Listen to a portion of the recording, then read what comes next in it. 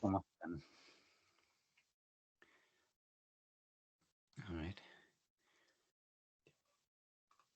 voy a compartir pantalla.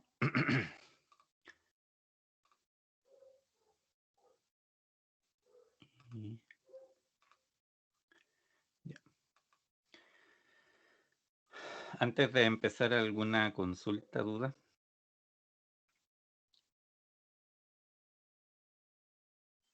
No.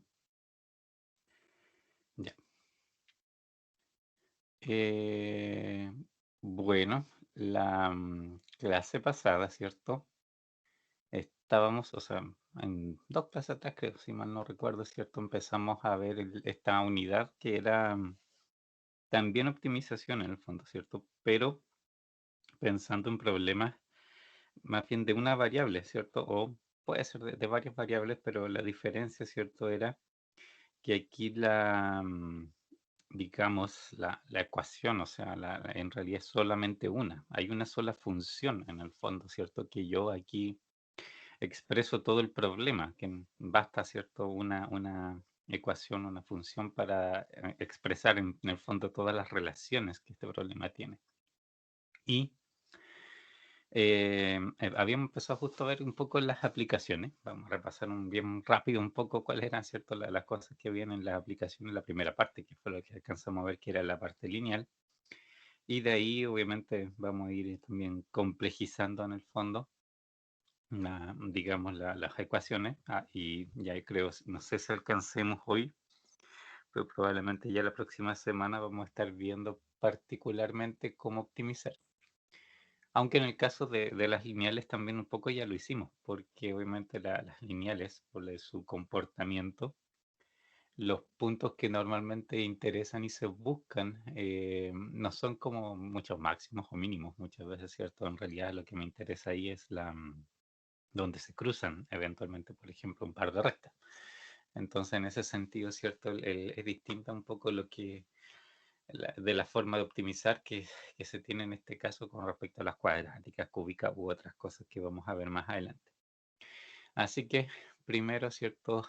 Partamos un poco recordando de las aplicaciones, porque en cierto este momento habíamos visto como harta teoría, pero hemos llegado hasta este punto donde teníamos aplicaciones de funciones lineales. Y dentro de las funciones lineales, algunas de las muy típicas, digamos, son las de costos, de ingresos y bueno, la resultante, que es cierto, la función de utilidad. ¿De qué se trata esto? ¿Cierto? Las de costo en particular, nosotros vimos este pequeño ejemplo, que igual era como súper sencillo en el fondo, y que trataba principalmente, ¿cierto?, de que el costo normalmente tiene dos componentes, que es uno, el costo fijo, ¿cierto? Que en este caso la ecuación acá abajo, ¿cierto? Es la segunda parte que se menciona. Y el costo variable, que es cierto que el costo variable normalmente depende, ¿cierto? Digamos, del volumen, de alguna manera, ¿cierto? Del volumen. Y eso obviamente la relación en ese caso siempre es como diferente de alguna u otra manera. Si es, obviamente me dicen, por ejemplo, el costo por unidad de fabricada, ok, eso es como súper directo. Pero eventualmente pueden aparecer otras formas, digamos, de expresar algo similar. O sea, obviamente no quizás directamente la unidad, pero de algunos otros factores, o varios, como me mencionan, varios factores simultáneamente, ¿cierto? Y después de eso, ¿cierto? Yo digo un poco, ¿cierto? ¿Cuál es el costo variable al final? Pero el costo variable, ¿cierto? La idea que tiene es que varía según la cantidad, digamos, de unidades que efectivamente estoy fabricando. Y eso es típico función de costo. Esto, bueno, no, pero no la graficamos en su momento, más adelante sí está graficada. Pero una función de costo de esta naturaleza, ¿cierto? Que, por ejemplo, como esta ecuación que está abajo, ¿cierto? Un 9x más 50.000, son una típica función de costo, ¿cierto? Lineal. A veces, y como vimos también en algunos ejemplos por ahí, eventualmente los costos, los ingresos, cualquier cosa, a veces se definen por tramos, ¿ya? ¿Y por qué, por ejemplo, podría definirse por tramos? Porque por ejemplo, hay descuentos. En algún momento, por ejemplo, mis materias primas bajan de precio si es que yo fabrico una cierta cantidad, o sea, si consumo, obviamente, una suficiente cantidad de materia prima, eventualmente me hacen un descuento y por lo tanto, cierto, me sale más barato después en ciertos rangos.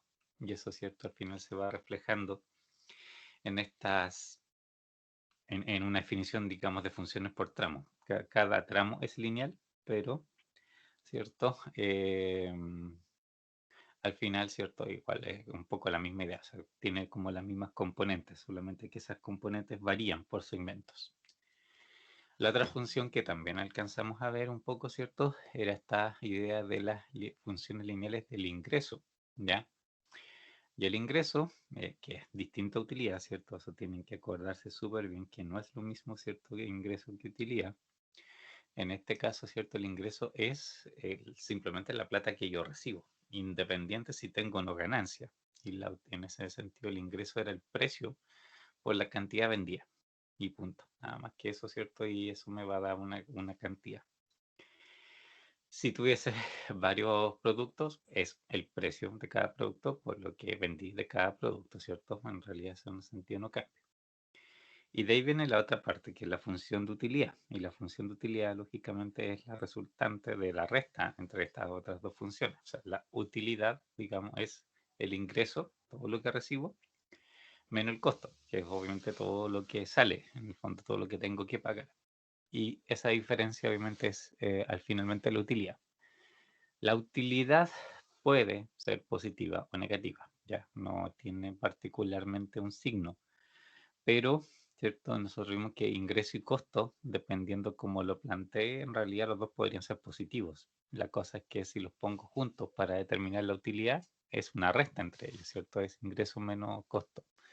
Pero yo podría tratar de optimizar costos solos y lo puedo tratar como positivo y de ahí vamos a ver obviamente aplicaciones donde eso se hace o ingreso, que también es natural tratar el positivo. Entonces aquí en realidad el signo, y depende un poco de qué están haciendo, ¿cierto? Y cómo están mezclando estos datos si es que los mezclan. Pero esa en el fondo utilidad es eso, ingreso menos costo. Tienen que acordarse bien, ¿cierto? Separar las tres ideas para que no después no vayan a considerar como, no sé, utilidad algo que en realidad es ingreso, porque tiene su diferencia. Esto es un ejemplo que hicimos, ¿cierto? Que en realidad tenía un producto, digamos que se le daba su precio, y ahí, ¿cierto? Teníamos el ingreso, tenía costos variables y costos fijos, ¿cierto? También, y hicimos finalmente una función tanto de, obviamente, de ingresos y de costos de manera separada, que son estas dos que están acá más al centro arriba, y una función, ¿cierto? De utilidad, que es la que está ya acá más abajo, ¿cierto? Donde también se pueden reducir los términos semejantes y de esa manera, ¿cierto? Yo expreso la utilidad para cualquier nivel, digamos, de ventas. Y en este caso particularmente, y de ahí obviamente acá, o sea, no sé si un próximo ejemplo, ¿cierto? Aquí una cosa que de hecho buscamos nosotros, si se fijan, era en qué momento se hacía la utilidad cero, ¿cierto? Y eso es lo que se llama, recuerden, el punto de equilibrio, que en el fondo, ¿cierto? Es el momento justo, ¿ya? Donde el costo, digamos, igual a los ingresos y por lo tanto no tengo utilidad, ¿ya? Es cero, pero por lo menos es cero, es distinto, ¿cierto? Porque antes de ese punto es negativo, o sea, no solamente no tengo utilidad positiva, sino que más encima tengo pérdidas. Y sobre digamos, ese punto de equilibrio, lógicamente sí vienen las utilidades como corresponde. Entonces, el punto de equilibrio, básicamente, ¿cierto? Cuando las utilidades se hacen cero, y ese punto siempre es interesante saber, obviamente, en qué posición se encuentra, porque es como en el fondo la mínima cantidad de recursos que yo realmente, o de productos que debería vender para poder, obviamente, tener ya utilidades. Y hicimos también otro ejemplo ahí, un pequeño ejemplo en este caso, ¿cierto? Esa granja, ¿se acuerdan que tenía tres tipos de cosecha? Y que armamos al final una sola expresión para representar en el fondo digamos, todos los productos y todas digamos, las cosechas en el fondo, ¿cierto? Con sus respectivas limitantes, costos, ingresos, etcétera, etcétera, ¿cierto? Pero en una única función.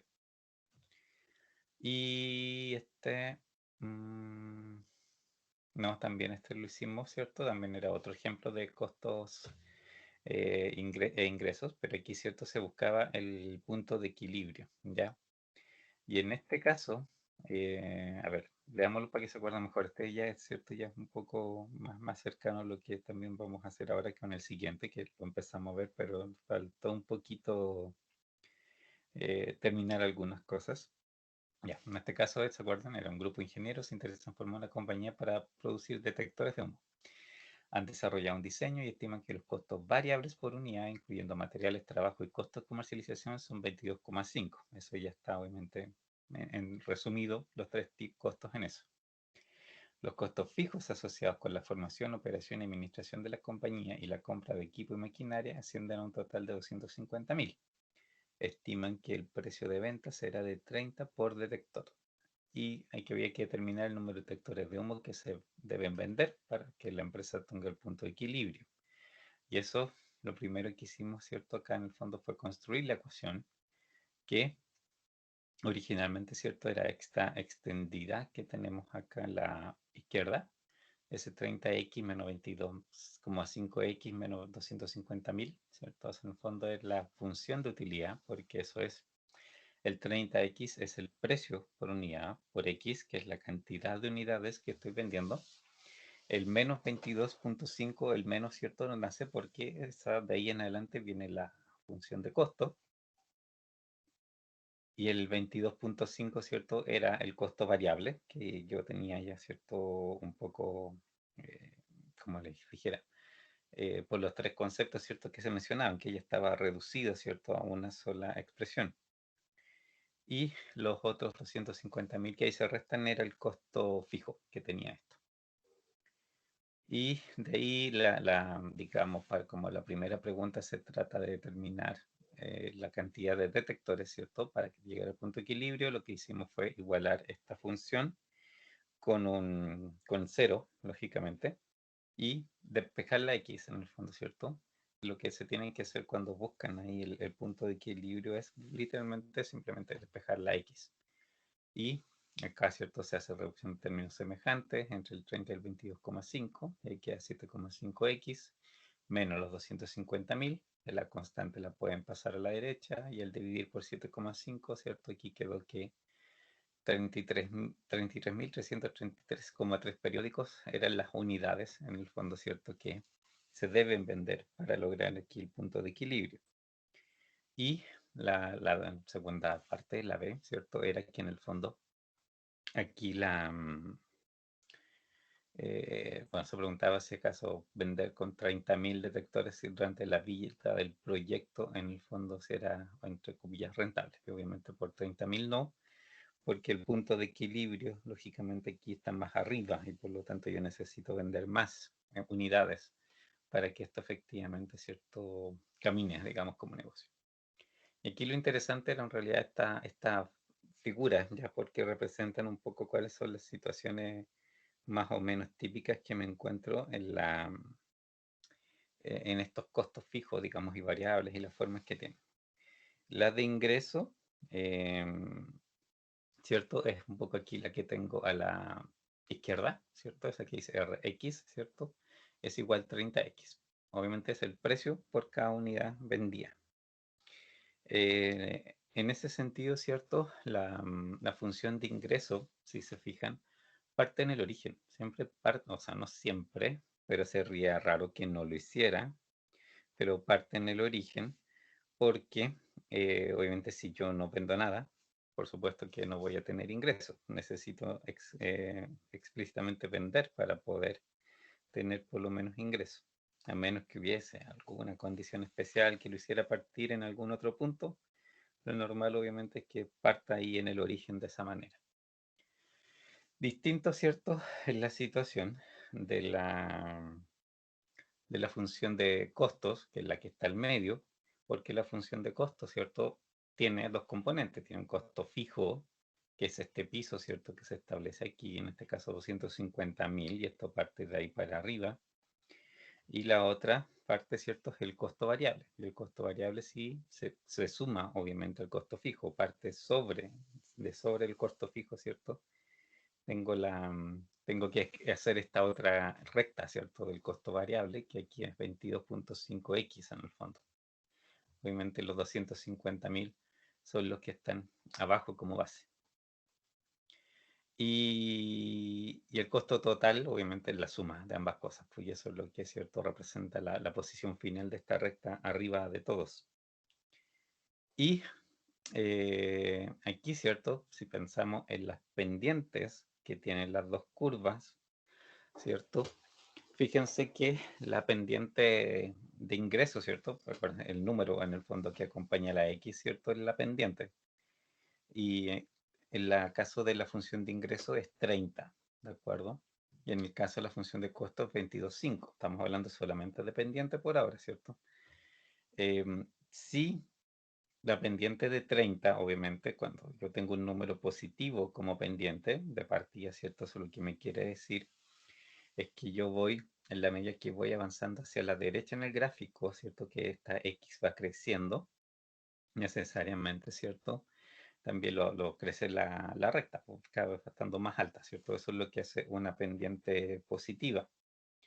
Y la pendiente en sí, el número, ¿cierto? Lo que me dice es qué tan empinada o no empinada en el fondo, ¿cierto? Está al final esta recta. Y mientras más grande sea el número que acompaña, ¿cierto?, la X, va a significar que está más empinada. Entonces, en este caso, ¿cierto? Ahí es donde importa por qué el 30 y por qué el 22,5, digamos, son relevantes entre sí, ¿cierto? Si tengo una pendiente de 30, como en el caso del ingreso, es una pendiente más empinada, que obviamente que 22,5, que es el costo. Lo que quiere decir que a pesar de que, por ejemplo, la utilidad parte de un punto aquí de cero, ¿cierto? Perdón, no utilidad, los ingresos parten de un punto cero, de más abajo que la otra. La de costo, partiendo más arriba, tiene menos inclinación. Y por lo tanto, ¿cierto? Entre ellas, en algún momento, ¿cierto?, va a pasar lo que está aquí en la figura del lado derecho, que es que se van a encontrar, se tienen que encontrar por las pendientes que tienen, porque la RX parte más abajo, pero, ¿cierto?, tiene más pendientes, y el costo, ¿cierto?, parte más arriba, pero tiene menos pendientes, entonces pues, necesariamente, ¿cierto?, ahí va a haber un punto donde se encuentran. Y ese punto donde se encuentran, ¿cierto?, es precisamente donde los ingresos, obviamente, se igualan a los costos. Y ese punto hay que, en este caso, en el gráfico, ¿cierto?, es el punto A, es el punto de equilibrio de estas dos curvas.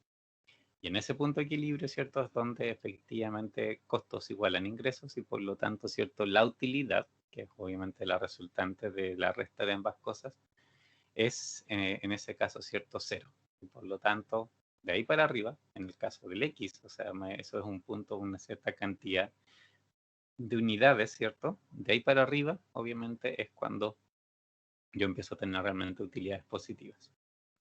Eso, de esto un poco, esto obviamente está con un ejemplo particular, pero cuando se enfrenten a este tipo de problemas, siempre se apunta un poco a esta idea, siempre en el fondo esto es lo que anda dando vueltas, o sea, aquí hay rectas con distintas pendientes y lo que me tengo que fijar, ¿cierto?, es cuando se cruzan, efectivamente, ¿ya? Porque ahí el cruce obviamente es lo que define la paridad entre las distintas ecuaciones y por lo tanto casi siempre los análisis que a mí me interesan están por ahí.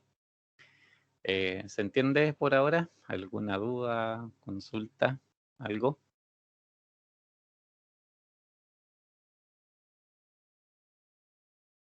Por ahora bien, profe.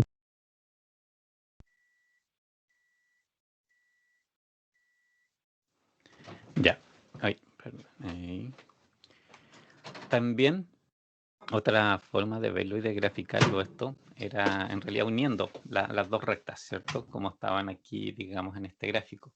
En el caso anterior, yo las digo siempre, digamos, las puedo escribir de manera separada, ¿cierto? Y el punto de equilibrio en el fondo es cuando se cruzan. Pero si las reduzco, ¿cierto? Si hago el Rx menos Cx y las llego a una sola ecuación, voy a tener también esto, que es directamente en el fondo el dibujo de la recta de utilidad, ¿cierto? Y en ese sentido, la recta de utilidad tiene la particularidad, ¿cierto? Que hay partes que, digamos, partes de la recta, ¿cierto? Del dibujo, donde es negativa, donde va a estar, ¿cierto? Bajo el eje. Y hay otras partes donde va a ser positiva. Y ese punto también es el mismo punto de equilibrio, lógicamente. No puede cambiar, ¿cierto? Por usar una u otra, solamente que es una forma distinta de estarlo expresando. En el fondo representa exactamente lo mismo, pero en este caso, ¿cierto? Ya están unidas en el fondo la información de las dos rectas.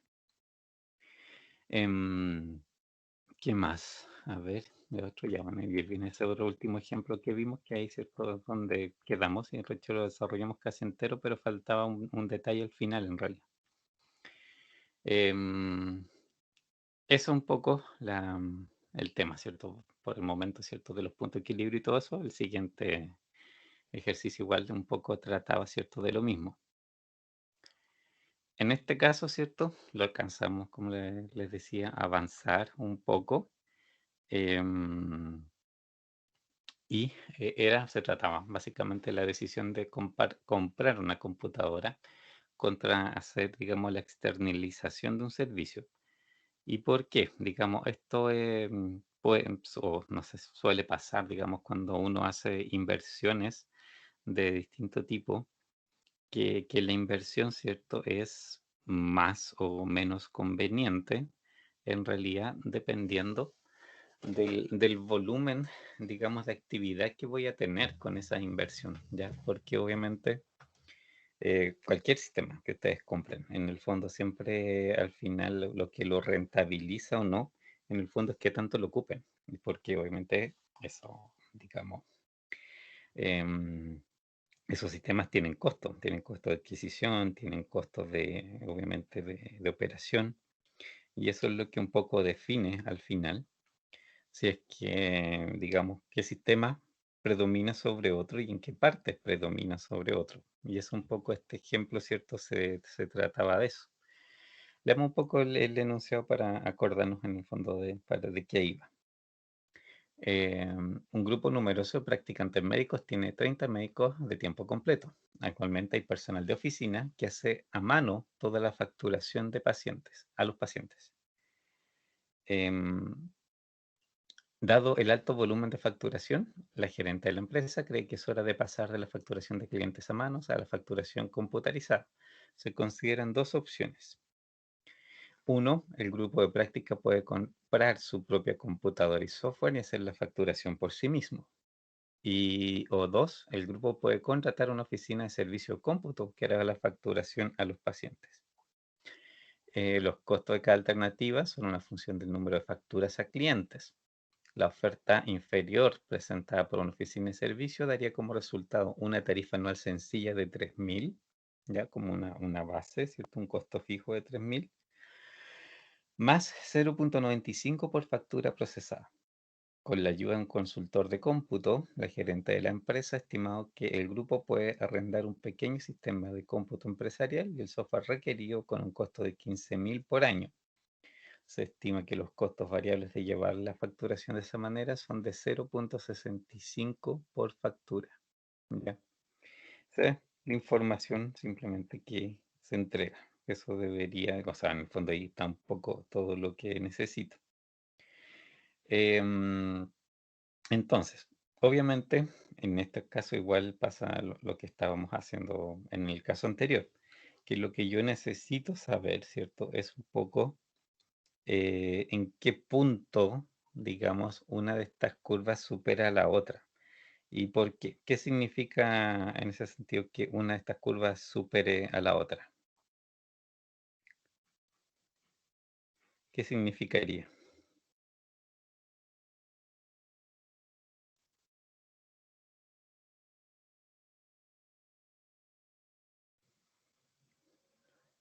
¿Idea? Una intersección, Sí, pero ¿qué representaría? Pues, o sea, antes y el punto de después de este equilibrio. punto, No necesariamente, porque en este caso las dos curvas representan costos y de hecho son costos de sistemas distintos. La idea del punto de equilibrio, acuérdense bien de eso, viene en realidad de digamos, del hecho de que De uno pérdida, es ¿no? ingreso y el otro es costo. Sí, pero esa es como te decía, el punto de equilibrio se produce cuando yo tengo ingresos y costos y estoy buscando la utilidad en el fondo, de dónde parte la utilidad. Pero esto no, pues son dos costos de sistemas distintos. Entonces, ¿qué en ese sentido, la unión ahí, digamos, qué representaría? Que uno más costoso que otro, me imagino, ¿no? Sí, exactamente eso, ¿cierto? En realidad aquí el cruce lo que representa es el costo, en el fondo, que tiene, o sea, la recta que aquí puedo yo, en el fondo, dibujar, simplemente es digamos, el costo total para las dos alternativas y su comportamiento, obviamente, en la medida que va creciendo la facturación que tienen que hacer. Eh, pero, ¿cierto? Aquí la parte que hace un poco la decisión, digamos, o necesario el análisis para decidir, es en realidad, ¿cierto? El hecho de que, fíjense, costos fijos de la primera alternativa de 3.000, costo fijo de la segunda alternativa es de 15.000. Entonces, si nos acordamos un poco, ¿cierto? De ese dibujo que vimos en el caso anterior, este, el del medio, acuérdense que el costo fijo es como una base, ¿cierto? Hay un piso. Y sobre eso yo tengo la recta en el fondo, ¿cierto? Del costo total donde empieza a actuar el costo variable. Y en realidad esos dos pisos son distintos. La primera opción, ¿cierto? Que es hacerlo externamente, ¿cierto? Es de 3.000, es más barato que la segunda opción que es de 15.000, que sería hacerlo uno. Digamos, que esta misma gente hiciera este cálculo. Pero, ¿qué pasa con la parte variable? El servicio externo es 0,95 por factura procesada y el otro es 0,65 por factura procesada, el cuando digamos, compro el computador yo. Entonces, en la primera opción estoy partiendo más abajo, ¿cierto? Porque parto en 3.000, pero mi pendiente 0,95, ¿cierto? Es mayor a mi pendiente 0,65 de la segunda alternativa. Pero, ¿cierto? También esta segunda alternativa tiene el detalle de que parte más arriba. Entonces, parte más arriba con menos pendiente, la que parte más abajo tiene más pendiente. Entonces, por eso, digamos, ¿cierto? Obviamente, aquí uno espera, ¿cierto? Que efectivamente estas dos se crucen. Y como dice su compañero, ¿cierto? El cruce, en el fondo, lo que representa aquí es que uno de los dos sistemas, en el fondo, es más barato que el otro, ¿cierto? En cualquier momento, en realidad. Siempre uno de los dos sistemas es más barato que el otro. El tema es en qué punto, ¿cierto? Se produce efectivamente este cambio, porque ahí es donde está la decisión en el fondo, ¿cierto? De que hay, dependiendo de cuántas facturas yo voy a hacer realmente al año, me va a convenir más hacer uno o hacer el otro, ¿ya? Y eso lo alcanzamos a ver, ¿cierto? Un poco, bueno, arriba hicimos el dibujito así, en teoría, pero después nosotros, ¿cierto? Sí lo vimos este gráfico y quedamos, creo, en esta parte, ¿cierto? Fue donde terminamos entre comillas, la clase anterior, que era básicamente, ¿cierto? Como vemos, la curva de abajo, o sea, bueno, recta de abajo, ¿cierto? Hasta que dice SX. Fíjense que no parte realmente en cero, parte un pelito, ¿cierto? Más arriba, pero igual parte como no tampoco tan lejos efectivamente del cero. Y la otra parte bastante más arriba, ¿cierto? Que es la LX. La SX, ¿cierto? Es la que representa la oficina de servicio externa. LX es lo que, digamos, representa tener un equipo propio. Entonces, ese punto donde se cruzan es efectivamente el que hace la diferencia entre que un sistema sea más barato que el otro. Y eso, ¿cómo podría terminar analíticamente ese número si quisiera terminar exactamente? Así que bueno, aquí en el gráfico se ve más o menos por dónde apunta, pero si ustedes quisieran determinarlo a partir de las ecuaciones, ¿qué tendrían que hacer?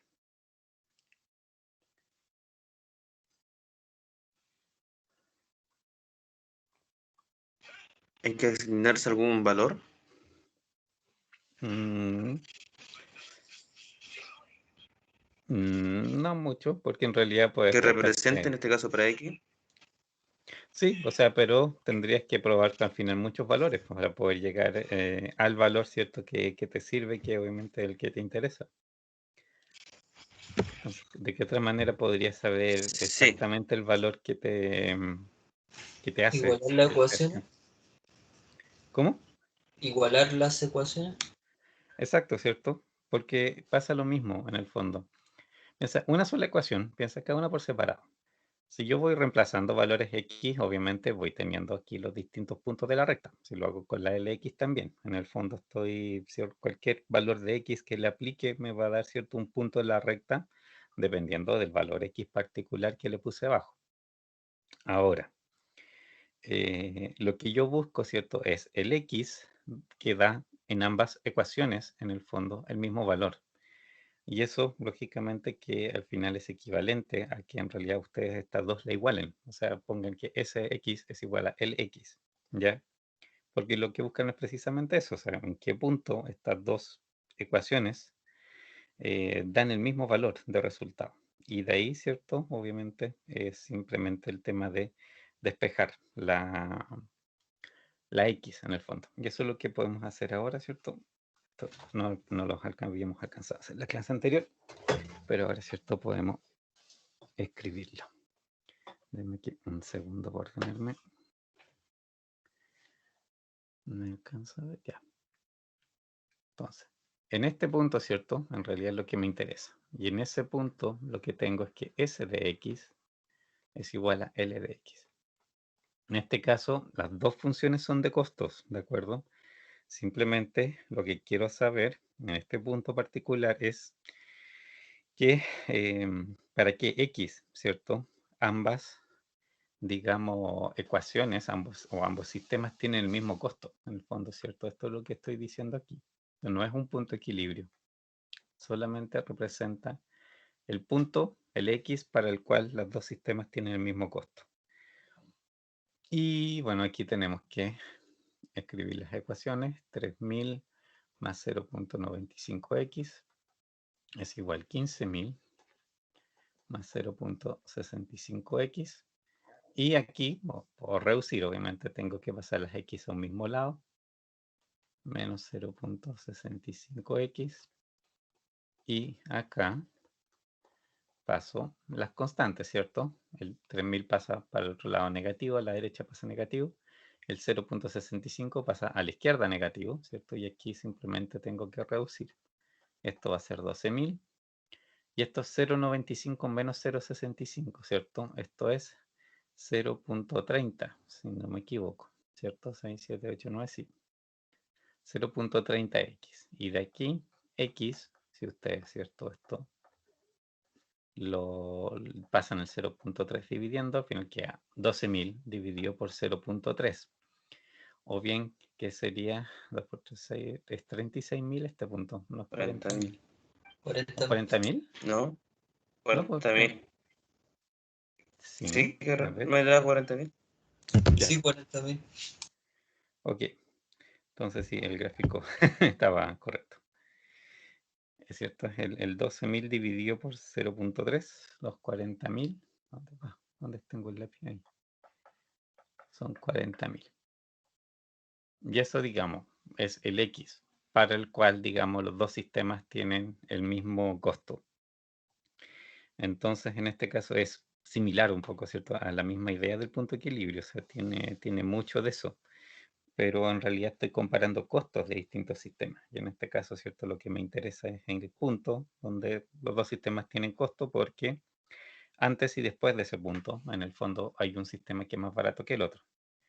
Y ahí, ¿cierto?, la decisión pasa, por ejemplo, de aquí para acá y de aquí para acá, ¿cuál sistema comprar? O sea, por ejemplo, si ustedes en realidad estiman que van a procesar 30.000 pacientes por año, ¿cuál es el sistema que les conviene?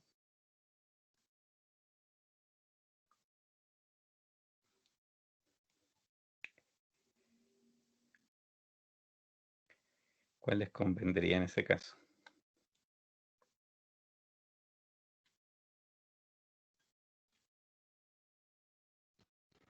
¿Cuál sería en este caso? El de arrendamiento. Si no ¿cierto? vamos la curva, la A ver, línea, fíjense. es... Arrendamiento es Sí, esta recta, ¿cierto? sí, correcto. Y Ya. eso sigue acá igual, pues. Esta es arrendamiento. Sí, sí, esa es la que nos sirve en ese caso. Y la oficina de servicio está de acá. Lo que aquí está ennegrecido, ¿cierto? En realidad es el costo más bajo. Pero hasta el 40.000, el costo más bajo, en realidad esta es SX. Esta otra es LX en esta parte. Después de este punto, pasa que LX está más abajo que SX. Antes de ese punto, ¿cierto? SX es la que está más abajo de LX. Entonces, en el 30.000, ¿cierto? Voy a llegar aquí. Tenemos Y un esa es mayor la... costo de facturación ¿Cómo? ahí al cliente. O sea, en la de arrendamiento hay un mayor costo de facturación. ¿Cierto? En ese caso, en ese punto, obviamente arrendamiento está arriba de la oficina de servicios. Entonces, hasta ese punto, por ejemplo, conviene, hoy está el 40.000, lógicamente, es más barata la oficina de servicios. Y si van a tener más de 40.000 clientes, ahí empieza a ser cierto mejor el caso de la LX, perdón, sí, la LX, que es el arrendamiento, que es tener cierto el equipo propio.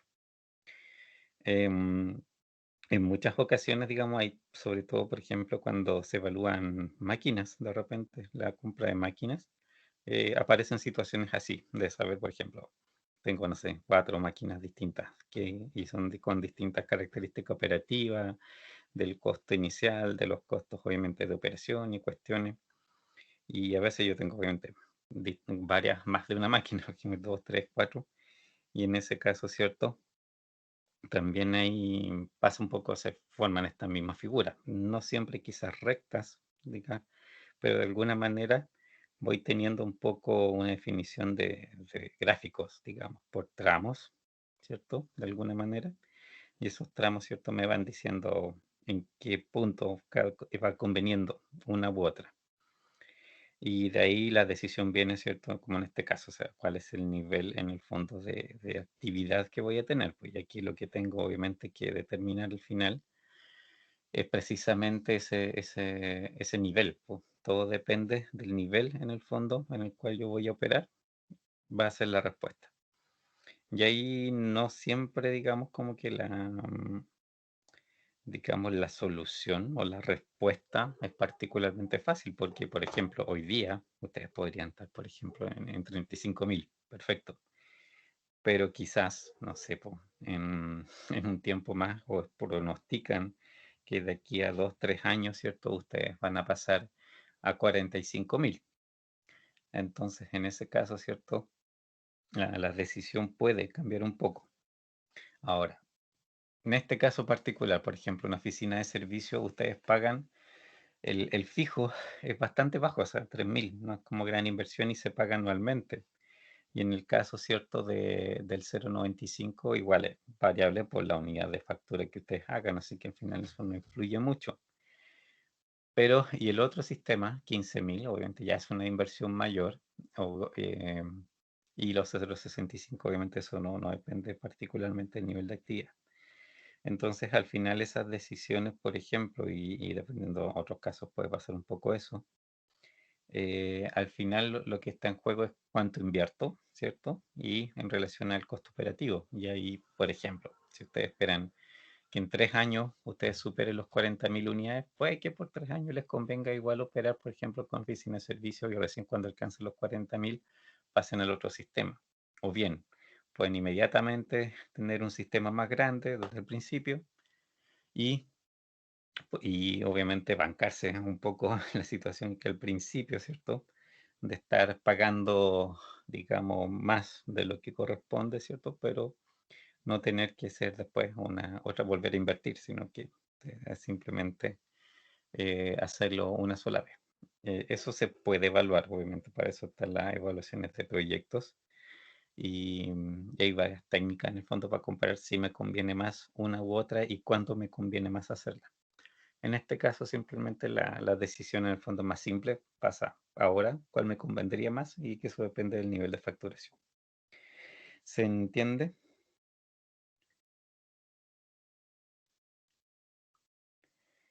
¿Sí? ¿No? Sí, profe. ¿Alguna duda?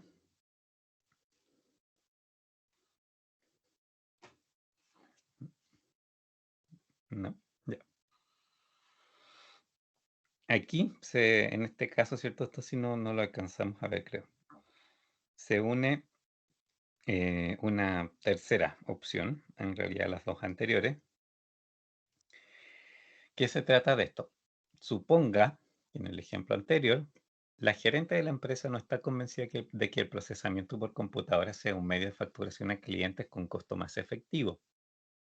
Estiman que procesar manualmente las facturas cuesta al grupo de práctica 1,25 por factura, directamente, ¿ya? No hay costo fijo en ese caso, porque básicamente, ¿dónde estoy aquí? Lo que se ha venido haciendo. Entonces, en este gráfico, ¿dónde está ese 1,25 por X? ¿Dónde debería estar?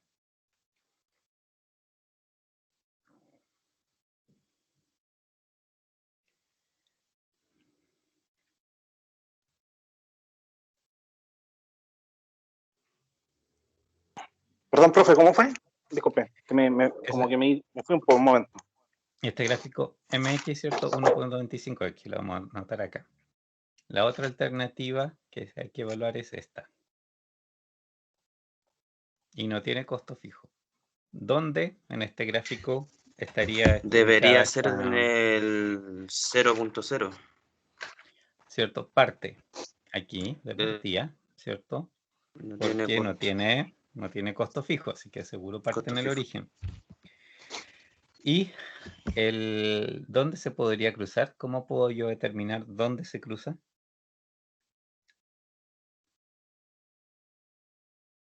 De acuerdo a la facturación.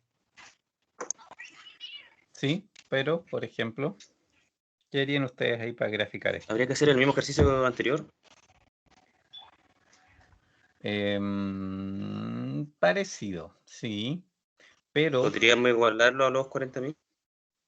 exacto, mira, varias cosas se pueden hacer aquí. Obviamente para hacer comparaciones, digamos, de distinta naturaleza. Una, yo necesito saber en qué punto cruzan con las otras dos rectas que existen. Y una forma de hacer eso sería, ¿cierto?, igualándola a cada una de las rectas. Entonces, cuando, por ejemplo, esto se llama MX. Si hago MX igual a LX, ¿cierto? De aquí lo que me va a salir, digamos, es un X1, digamos, que es cuando se cruza con la primera, con la LX, o sea, con la que está acá, en realidad, que depende de dónde se cruce, ¿cierto? Va a estar arriba o abajo. Pero la LX. Si hago la MX y la hago con respecto a la SX, me va a dar un X2, que es cuando se cruza con la SX, ¿cierto? Está 1,25X. Y lo otro que podría hacer es evaluar simplemente el M, ¿cierto? Con 40.000. Para saber en ese punto donde estas dos se cruzan, si esta está más arriba o está más abajo. A ver, esto es 1,25, pero esto es fácil, es 50.000, ¿cierto? Esto es 50.000. Sí. Y aquí, ¿cierto? Tenemos que ver, no tenemos el costo exacto de eso, lo podríamos calcular, pero claramente está 50.000 está por acá arriba, así que si el gráfico está a escala, en este caso la MX va a estar en ese punto mucho más arriba, ¿cierto?, que las otras. Y a ver, ¿con cuál puede ser más fácil? Alguna muy, muy fácil. Vemos este punto acá, reemplacémoslo en 1. Pues a ver, acá arriba, hagamos 3.000 más 0,95 por los 40.000 que eran el punto, ¿cierto?, donde las dos se encontraban. Y vemos cuánto sale eso. Es 3.000 más 0,95 por 40.000. 41.000 me sale a mí. Es obviamente el punto ahí donde se cruza. Y la otra no, obviamente la 1,25X está más arriba. Así que claramente aquí donde se cruce se va a cruzar antes. Y podemos tirar. Oh, mi pulso es muy malo, así que Discúlpenlo. No anda ni cerca. Ya, pues, trataremos de. No existen las reglas para. O puede que sí. Una cuadrática esa, profe. Sí, anda cualquier cosa menos. A ver. Peor. Ya por ahí. Digamos, anda, aprox. Ya. Entonces, estos otros puntos, obviamente, también son de interés. Pero en este caso particular, por la posición, o sea, yo ya sé que antes de que estas otras originales, la SX y la LX, se encuentren, ¿cierto? En realidad la MX ya la va a haber cruzado ambas. Así que en realidad MX no va a ser más barata que estas dos antes de eso. O sea, después de eso, digamos, no es tema, digamos, en ese sentido. Pero sí, en esta parte de aquí, ¿cierto? Sí hay un pequeño margen donde MX va a ser más barata que la que en ese momento es más barata, que es SX, ¿cierto? Recuerden que esta es SX y MX va a estar como parte en el origen por un poquito, va a ser más barata, ¿cierto? Que SX. Y eso lo podríamos obviamente calcular, a ver. ¿Dónde estoy? No lo veo. Acá. 1 por 20.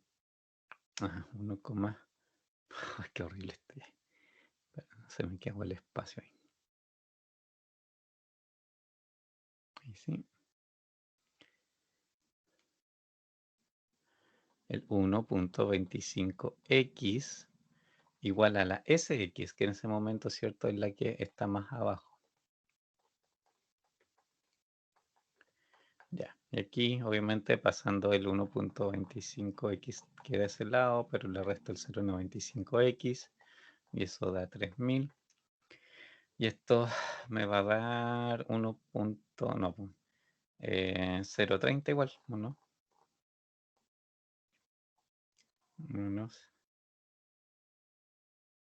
¿Sí parece? Sí, profe, era 0,30. Y el resultado sería 3000, ¿cierto? Dividido por 0.3. Entonces x 3000 y de ahí x, si lo pasan dividiendo, obviamente aquí les da 10.000. Ahí queda un poco, bastante mal el gráfico, pero ahí en el punto en realidad que se cruzan sería ahí. Entonces, aquí de nuevo tendrían en el fondo tres tramos, o sea, vamos a anotarlo aquí, entre 0, ¿cierto? Y 10.000, que aquí obviamente pueden incluir los extremos. Convendría más, por ejemplo, MX. Entre 10.000, y aquí tienen que hacerlo estricto, acuérdense que cuando hay igualdades así, o sea, el 10.000 puede pertenecer a uno de los dos lados solamente, no puede pertenecer a ambos. Hasta 40.000 conviene SX. Y desde 40.000, X, ¿cierto? Que sean mayores a 40.000, ahí es donde conviene la LX. ¿Ya? En el fondo, ¿cierto? Un poco ese es el análisis que habría que hacer en estos casos, ¿cierto? Cuando hay comparación de alternativas con distintos costos fijos, con distintos costos variables, ¿cierto? Y si, bueno, si son rectas, como en este caso, ¿cierto? En el fondo, se empiezan a aparecer esos tramos de alguna manera. ¿Se entiende? ¿Dudas? ¿Consultas?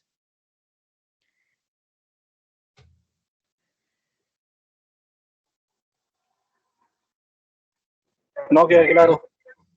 ¿Sí? Ya. Déjeme guardar esto para que no se pierda lo que se escribió.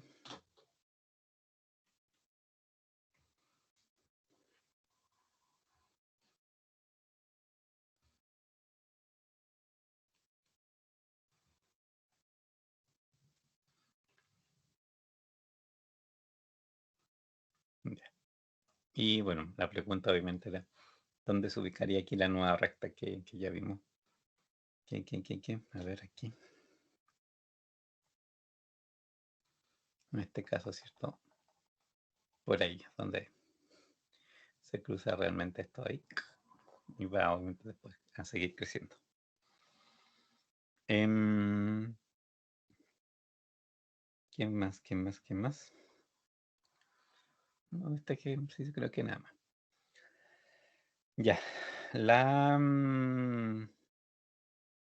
digamos, funciones cuadráticas y polinomiales. Aquí, ¿cierto? Entramos un poco en otro terreno.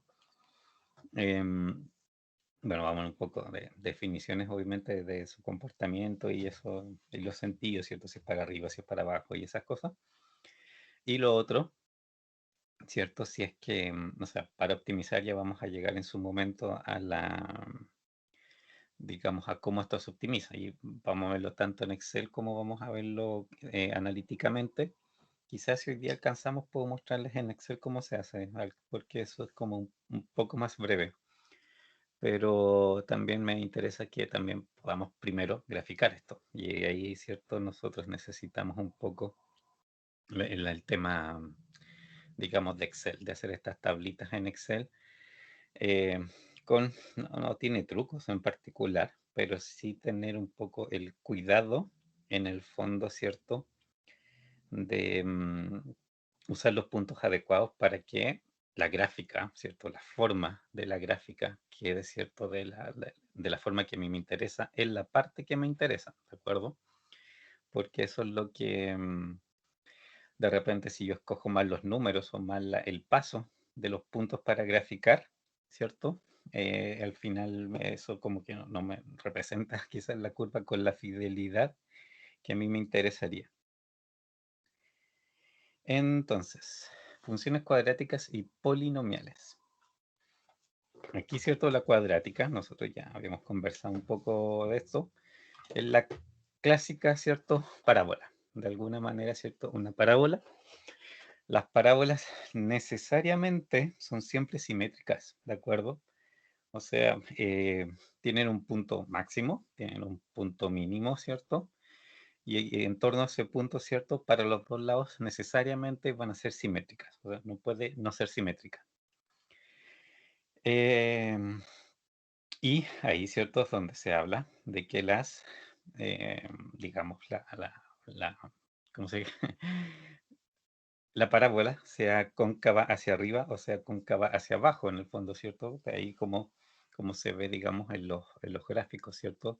Cóncava hacia arriba, en el fondo, lo que dice es que esa parábola tiene un mínimo, ¿de acuerdo? ¿Cierto? Como se ve, observa ahí. Y el resto de los valores está de ese punto hacia arriba. Entonces, muchas veces, ¿cierto?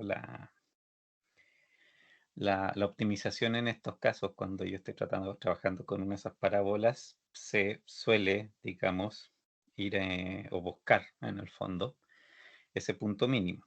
No necesariamente, ya, porque también depende cómo esté definida por tramos, esto, ¿cierto? Y otras cosas, ya. No necesariamente es solo siempre mínimos, porque si está definido por tramo, yo podría buscar ahí un máximo, ¿cierto? En el tramo que está definida simplemente. Y la que es cóncava hacia abajo, también normalmente, ¿cierto? En estos casos, lo que yo busco es el punto máximo que está ahí arriba, pero también podría ser eventualmente un mínimo, ¿cierto? Que sea en el fondo también por tramo. Así que, obviamente, eso es un poco la diferencia. Y, obviamente, en sí la ecuación, la característica que tiene esta ecuación es que simplemente tiene la variable está al cuadrado, ¿cierto? En algún punto está al cuadrado. Eso es todo lo que define en el fondo que sea cuadrática y que sea particularmente una parábola. La concavidad, ¿cierto? Que en el fondo es decir, para qué lado, ¿cierto? Yo tengo, digamos, en sí, esta como campana, ¿cierto? Va dada por el signo, en el fondo, ¿cierto? Entonces, si es positiva, ¿cierto? Si el coeficiente que acompaña el x cuadrado es positivo, va a ser cóncava hacia arriba, ¿cierto? Como decía un compañero de ustedes, ¿cierto? Era una sonrisa positiva. Y si la letra era negativa, ¿cierto? Si la que acompaña el x cuadrado negativa es hacia abajo. En el fondo es como una parábola triste. Y eso era en el fondo lo que diferencia si es para arriba o si no para abajo. Y lo otro que aquí importa, que no es obviamente lo mismo, digamos, que buscar el punto máximo mínimo, eso no tiene que ver con esto, es el punto donde esto se hace cero, ¿ya? Que esa es otra historia, porque los puntos donde se hace cero es cuando esta parábola obviamente intersecta con los ejes, ¿ya? Pero para eso, ¿cierto? Acá en este caso, ¿cierto? Nosotros hablamos solamente de simetría, pero cuando intersecta con ejes es otra historia, y eso depende lógicamente de de la forma particular, ¿cierto? Que la parábola interactúa con los ejes. Aquí, ¿cierto? Esto puede ser de distintas maneras. Por ejemplo, en el caso, ¿cierto? Casual de la letra A. Tengo un punto de intersección, sí, pero tengo un único punto de intersección, ¿cierto? Que es justo, en este caso, el origen, ¿ya? No es particularmente, digamos, el caso más frecuente, pero obviamente en este caso se da eso. Y el resto de los puntos está arriba del eje X, ¿cierto? No cruza en ninguna otra parte. Y eso. Otro caso, por ejemplo, es como el caso que B, donde hay dos intersecciones. Ya en este caso es una parábola cóncava hacia abajo, no hay problema, ¿cierto? Eso podría ser también hacia arriba, pero son casos, ¿cierto?, donde hay más de un punto de intersección. Y ahí, ¿cierto?, esa forma en particular, donde, digamos, donde se cruza de esa manera, hay también, ¿cierto?, su forma terminal, lo que ya vamos a llegar a eso, y que hoy lógicamente es una forma que ustedes conocen hace rato. Y el caso C es que no hay ninguna intersección, ¿ya? Ahora, en estos tres casos, en el fondo, las parábolas tienen igual un mínimo, tienen un máximo, ¿cierto? Eso no cambia, dependiendo, ¿cierto?, si es cóncava hacia arriba o cóncava hacia abajo, ¿cierto? Los máximos mínimos existen igual. Pero la diferencia, ¿cierto?, en este caso es si tengo una intersección con los X, pero esa, digamos, es otra historia, ¿ya? Y los puntos de intersección en particular, ¿cierto?, son los que se encuentran con esta famosa fórmula cuadrática. ¿Se acuerdan de esta fórmula? Sí. La clásica, ¿cierto? Menos b más menos, ¿cierto? Raíz cuadrada de b al cuadrado menos 4ac dividido por 2a, ¿ya? Esta fórmula en particular, ¿cierto?, lo que hace es, ¿cierto?, digamos, es determinar las raíces, ¿cierto? Esto se llama para determinar las raíces de la ecuación, pero las raíces, ¿cierto?, son los puntos donde, digamos, esta parábola en el fondo toca, ¿cierto?, la, mm, los ejes, ¿ya? Si es que los toca, ¿de acuerdo? No siempre los va a tocar. Y ahí, ¿cierto?, la diferencia está, ¿cierto?, en que, obviamente, si X me entrega un valor positivo o negativo, eso obviamente puede variar. Pero si me entrega un valor es porque obviamente aquí la, mm, digamos, la gráfica efectivamente corta el eje. En algún punto lo toca, al menos en uno, ¿de acuerdo? ¿Y qué pasaría, por ejemplo, en el caso que vimos aquí, por ejemplo, el C, ¿ya? Donde no toca los ejes. ¿Qué resultados ustedes obtendrían de esa ecuación? ¿Qué es lo que verían? O sea, ¿qué números les salen en esos casos?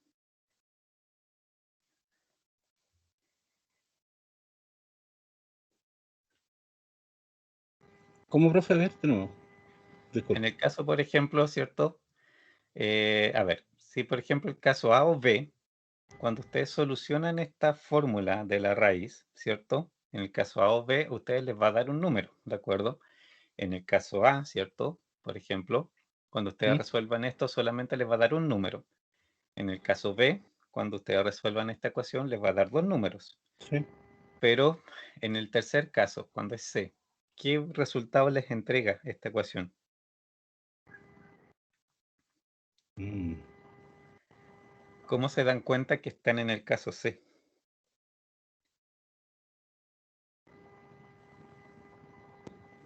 Em,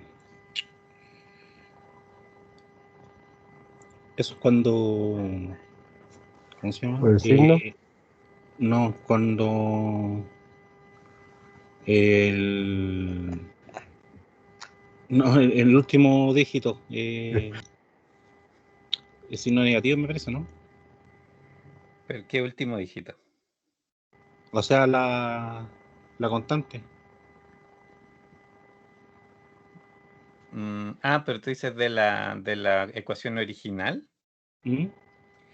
No, pero andas cerca, o sea, algo probablemente te acuerdas, por eso te suena que va un poquito por ese lado, pero no es exactamente eso. Profe, eh,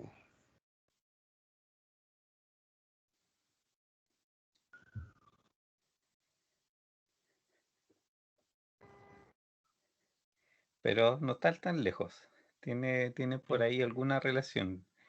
Te suena algo, obviamente, y tiene relación con lo por qué, digamos, en el fondo, qué es realmente. Fíjense en la fórmula, hay algo. Hay algo en la fórmula que un profe, poco te acusa. es cuando la raíz da negativa. Exacto. O sea, en realidad el problema es ese. Las raíces, ¿cierto? El Y ahí menos b pasamos cuadrado, ¿cierto? a... Sí, El sí, menos sí. b cuadrado, o sea, el b cuadrado menos 4ac. El resultado que tengo ahí adentro, lógicamente, tiene que ser positivo, ¿ya? Porque las raíces negativas no existen, digamos, no corresponden. Ahí, Y ahí por- es cuando pasamos al irracional, ¿o no? exacto, a números Ya, imaginarios, ¿cierto? Y eso número obviamente, imaginario, correcto. claro, en ese caso, bueno, no existe, digamos, solución real, no existen números reales que cumplan que la raíz, y eso es porque en el fondo no toca, simplemente no, la ecuación no toca el eje, ¿ya? Y en esos casos, bueno, no tiene simplemente, o sea, cruce con el eje X, pero no, en ese no que no tenga mínimo o no tenga máximo, acuérdense eso, tiene otra cosa que hacer. Si es una parábola, en el fondo, para arriba o para abajo, va a tener ese punto de inflexión donde empieza de nuevo a crecer o a decrecer. Otra cosa es que corte los ejes, y eso obviamente también tiene, en ciertos problemas, obviamente, ese cruce también algo significa, por lo tanto. Y eso es lo que ahí tenemos que primero estar súper conscientes que una cosa son las raíces, que es cuando lo hago cero, ¿cierto? Que viene de aquí. Y otra cosa el máximo y el mínimo, ¿ya? Entonces, acuérdense nomás que no son lo mismo en el fondo. ¿Ya?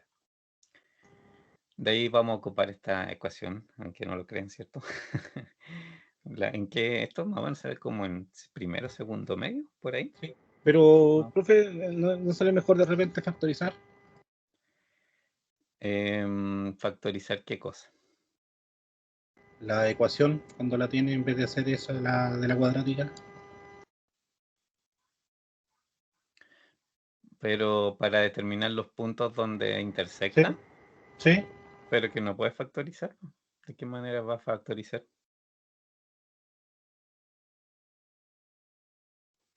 la ecuación.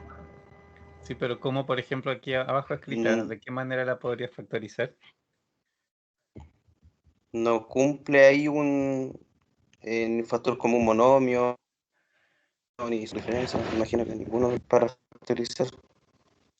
Claro, o sea, la factorización cuando andas buscando que sea cero, se puede hacer obviamente en muchos casos, pero ahí necesitas, por ejemplo, que no tengas constante. En realidad, en este caso es como la constante la que te echa a perder en el fondo la posibilidad de factorizar. Si fueran todo con X, puedes al menos sacar una raíz, porque esa raíz tendría que ser necesariamente cero. Y el resto obviamente tendrías que ver si de alguna manera puedes determinar qué valores hacen casualmente cero esta ecuación.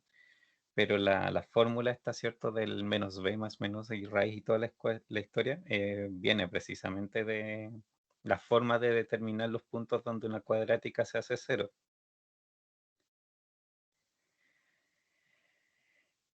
Como digo, depende un poco de la forma particular, quizás que vaya a tomar la ecuación o si tiene o no constantes. Obviamente podrían haber otros métodos, pero el método estándar en el fondo, el que sirve para todo, es este en realidad.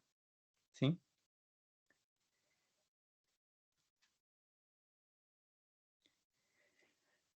¿Dudas? No, profe. Ya. Profe, Dime. bueno, aparte cuando el número da negativo en la raíz y da cero, también sería que no corta los ejes, ¿cierto? ¿O me equivoco? Si da adentro 0, no. Fíjate qué pasa. Si da 0, ¿qué valores tomaría X? Ah, perfecto, tienes razón. Sí, Sí, te queda menos B dividido sí, por sí. 2A. Y arriba te queda más o menos 0. Correcto. Pero en ese caso, ¿cierto? Está en la otra situación, porque aquí estaría en la caso A, que te intersecta solamente en un punto. Aquí obviamente ese punto A justo está en el origen, obviamente es mucha coincidencia, pero podría ser cualquier otro punto, digamos, dentro de la recta, pero al final es solamente es un punto, pues pasa eso. Cuando se te hace 0 adentro es casualmente cierto, es precisamente ese punto. Ya. Aplicaciones. También aparecen de nuevo bien estas funciones de ingreso y coste, cosas por el estilo. Pero, ¿cierto? Es frecuente también que estas mismas funciones no sean particularmente lineales, ¿ya? Porque obviamente la relación puede ser por 1000 motivos diferentes. Leamos aquí, entonces, ¿qué dice? Función cuadrática del ingreso. Suponga que la función de la demanda de un producto es esta, ¿cierto? Q es igual a F de P, que depende del precio. Pero Q, ¿cierto? Es 1500 menos 50P. Fíjense que P es el precio, digamos, del producto, ¿ya?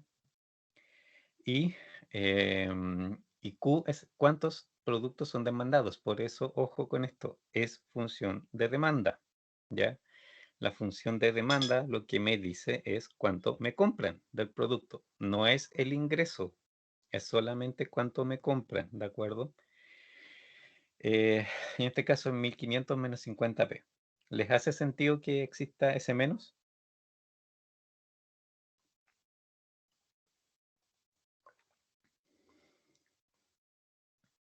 ¿Por qué podría ser menos? Porque eso yo tengo un inventario, entonces lo rebajo, ¿no? ¿Puede ser? No, acuérdate que o sea, es cantidad que me demandan. Por ejemplo, si el precio fuera 0, si lo regalo, esta cuestión me dice que me van a demandar 1500 unidades. Si el precio es 1, ¿cierto? Ya no me demandan 1500, me van a demandar 1450, ¿cierto? ¿Mm? Y obviamente en la medida que el precio va aumentando, también, ¿cierto? La cantidad de que me van demandando va Disminuye. bajando. Les da, no sé, ¿tiene sentido eso? Sí, claro. Que mientras más caro cuesta algo, en el fondo, ¿cierto? Menos la demanda. Sí, Claro, sí, sí. menor va a ser la demanda. Y hay un punto que obviamente está más adelante, donde eventualmente, ¿cierto? Ya nadie le demanda nada porque están cobrando muy caro. ¿Sí? Sí, sí. Ya. Ese punto, ¿cómo lo podrían determinar?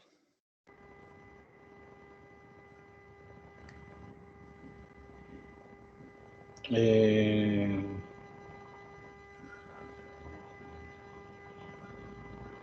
con la curva de la demanda. Pues Pero, fíjense que, ¿ya? sí, o sea, tendríamos que hacer prácticamente lo mismo. O sea, ¿Cómo, profe? ¿Cuál fue la pregunta? revisar cuánto es, hacer la misma ecuación para ver cuál es los puntos de equilibrio. Y dónde, hasta dónde, y después ver cuánto va a bajar. Sí. La pregunta era, en este caso, ¿cierto? ¿Para qué precio? Por ejemplo, yo ya no voy a tener más demanda. Tendría que ser un máximo y un mínimo ahí, me imagino. Pero esta función, a ver, déjenme, tengo. Tendría que ser una función cuadrática, ¿no? No, pero esa función a ustedes ya les dice cuánta demanda tienen de acuerdo al precio.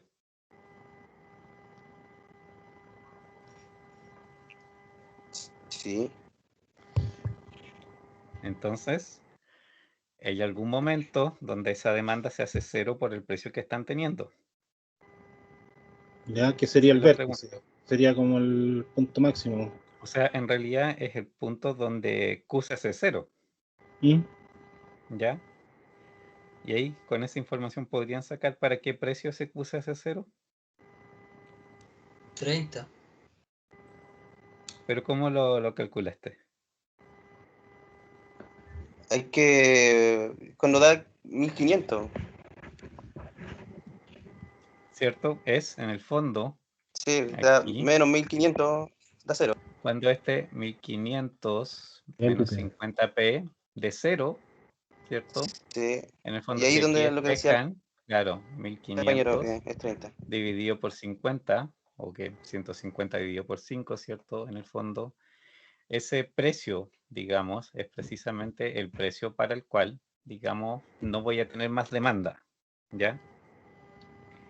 Eso es, pero esto, acuérdense, esta función es de demanda, es exclusivamente de demanda, no tiene ninguna otra función por ahora más que esto, ¿ya?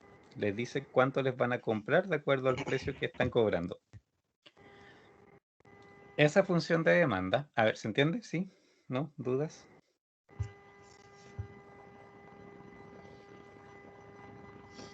¿Todo bien por ahora? Sí, solamente despejó. ¿Sí? Ya, y eso es cierto, me lleva a la cantidad cero. O sea, cuando regalo la cuestión, me venden, o sea, me piden 1500. Si llego a cobrar esa cantidad, ¿cierto? Que sería 30, ¿cierto? Vamos a anotarlo aquí. Para un precio de 30, ¿cierto? Ya no tengo demanda en el fondo.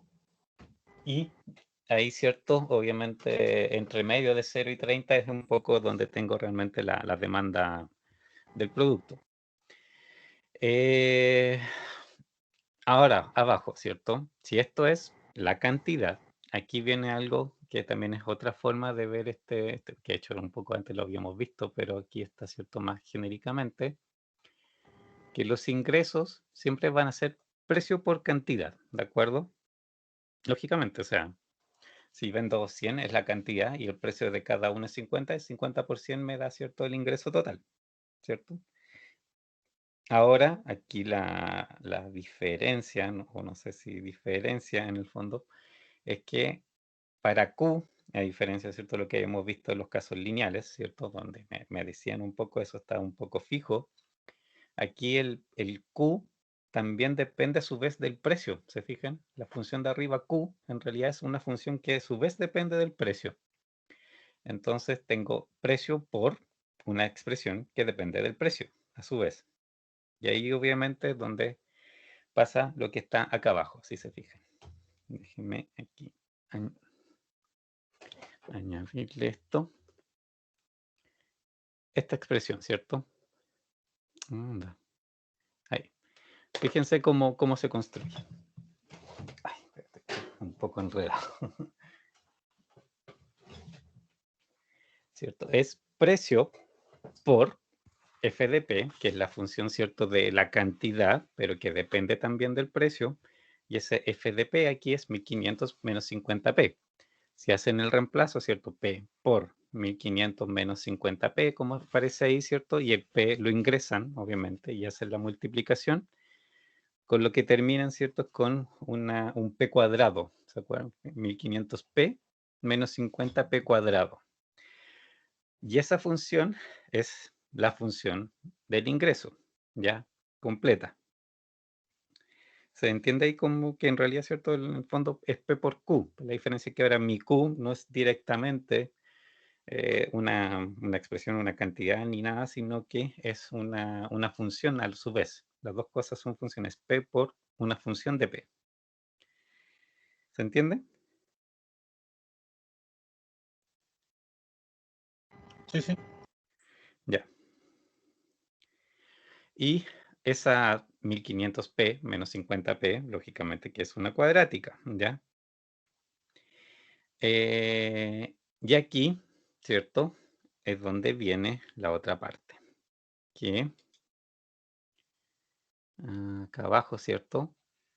Como vimos, ¿cierto? El dominio de esta función solamente tiene sentido que lo planteemos en el rango, ¿cierto?, de 0 a 30. ¿Por qué no puedo plantearlo fuera de ese rango? Porque se hace 0 después. ¿Cierto? O sea, matemáticamente, la cuestión perfectamente, Da número negativo. digamos, claro, matemáticamente la parábola existe, fuera de eso, no es problema, pero en términos del problema original que está representando, no tiene sentido. Y eso, ¿cierto? Obviamente, a mí me interesa hacer un problema, digamos, en el fondo, o sea, o representar la ecuación que esté representando una situación real, digamos, que efectivamente es factible. Y en ese caso, ¿cierto? Al final, aquí, ¿cierto? El dominio de esto me obliga a que sea entre 0 y 30. Entonces, grafico en el fondo puedo graficar esta parábola, pero dentro de esos niveles en particular. Aquí está, sí. Y bueno, aquí está hecha. De hecho, podemos ir de ahora a verla en Excel, a tratar de hacer esta misma ecuación, ¿cierto? En Excel, para que nosotros obviamente tengamos ahí también nuestra capacidad de gráfico, porque muchas veces el gráfico no nos van a dar este gráfico, lógicamente, siempre. Eso entre 0 y 30. ¿Les parece, tiene sentido lo que ven? La curva, de acuerdo a los datos que manejan, Sí, sí, porque el cuadrado está en negativo. ¿cierto? De partida, la orientación, digamos, de cómo se llama esta, la parábola, es la que se podría esperar, porque el cuadrado, ¿cierto? Precisamente tiene un menos 50 adelante.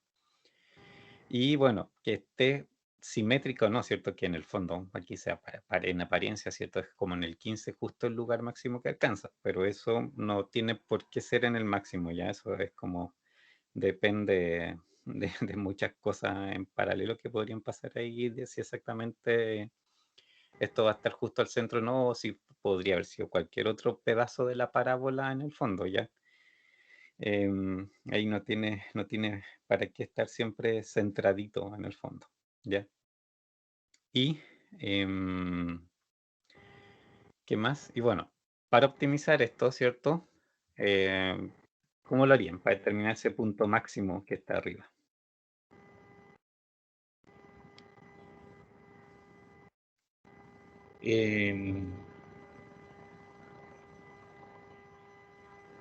Habría que calcular el vértice. Exacto. ¿Cierto? Ya, vamos a llegar a eso un Hay poco. una Yo ecuación, creo la próxima clase, obviamente, ahí vamos a ver cómo llegar hay a una ese fórmula punto. para eso. Pues, no sé si fórmula. O sea, sí, y no. En realidad, con derivadas lo puedes sacar. Y eso es lo que vamos a ver, acordarnos un poquito de cómo funciona eso, pero en realidad también vamos a ver en Excel, en el fondo, también cómo se hace esto, ¿de acuerdo? A ver, de esto, ya, nada más. Vamos a ir a Excel. Mantener. Vamos a Excel.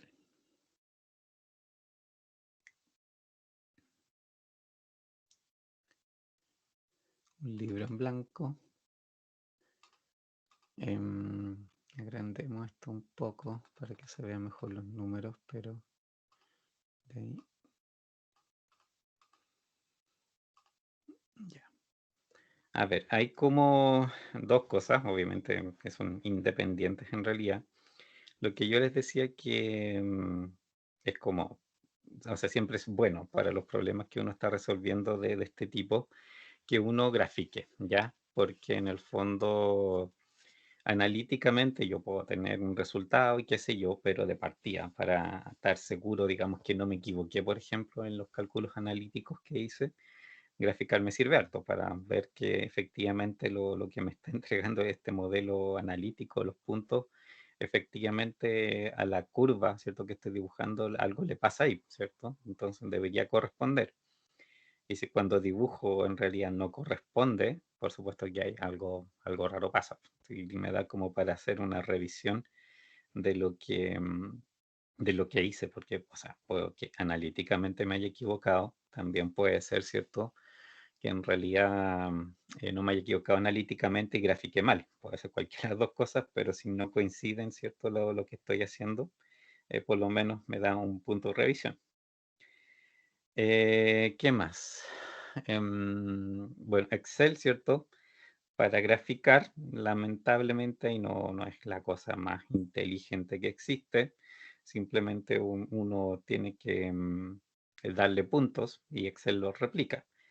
Y ahí, ¿cierto? Lo que uno debe tener mucho cuidado con los puntos que uno grafica es que precisamente esté un poco uno seleccionando la zona que realmente es como la más representativa de la forma de la figura. En este caso, ¿cierto? Bueno, está súper acotada, está claro que es de 0 a 30 lo que quiero, entonces por lo tanto no hay como mucha duda, pero cuando son, digamos, curvas más libres, más largas, ahí siempre viene un poco la duda, pues, de qué cosa en el fondo es precisamente lo que me sirve, o sea, qué parte, y ahí muchas veces yo tengo que ir un poco tanteando ciertos límites posibles de la curva como para determinar un poco la figura, pues, y de ahí puedo ir obviamente afinando de repente la distancia entre un punto y otro, como para acercarme a una parte específica, ¿ya?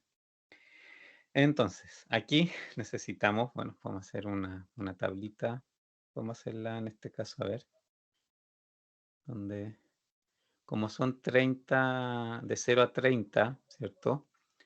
Podemos hacerla 31, hagámosla con 32 la tablita, ¿ya? ¿Por qué? Que uno sea el X, o pongámosle precio, ¿cierto? El precio. Y es la función de ingreso, ¿cierto? En este caso, R de X.